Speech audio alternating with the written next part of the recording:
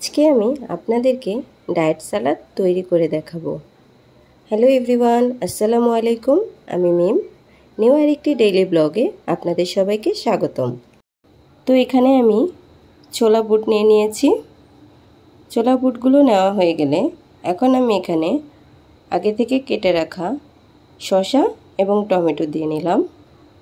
শসা এবং টমেটোগুলো একটু বেশি পরিমাণে নেবেন, যেহেতু এটা ডায়েট সালাদ, সো এখানে একটু বেশি নিতে হবে। তো এখানে আমি টক দই নিয়ে নিয়েছি। এখানে আমি আড়ংয়ের টক দইটি নিয়েছি। আপনারা আপনাদের কাছে যেই টক দই থাকবে সেটা দিয়েও এই সালাডটি তৈরি করতে পারবেন। তো এখানে আমি আমার পরিমাণ মতো কাঁচামরিচ দিয়ে নিয়েছি। আপনারা যে যেমন ঝাল খান তেমন পরিমাণে কাঁচামরিচ দিয়ে নেবেন। আর এখানে আমি কুচি করে রাখা পেঁয়াজ দিয়ে দিলাম আর সামান্য পরিমাণে সাদা গোলমরিচ দিয়ে নিয়েছি। এখন আমি এখানে টেস্টি বিট লবণটা দিচ্ছি।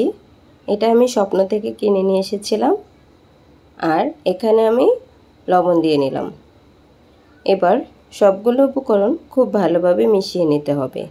আপনারা কে কোথা থেকে ভিডিওটি দেখছেন অবশ্যই কমেন্টস করে জানাবেন। আর আমার রেসিপিগুলো আপনাদের কাছে কেমন লাগে আমাকে জানাতে ভুলবেন না।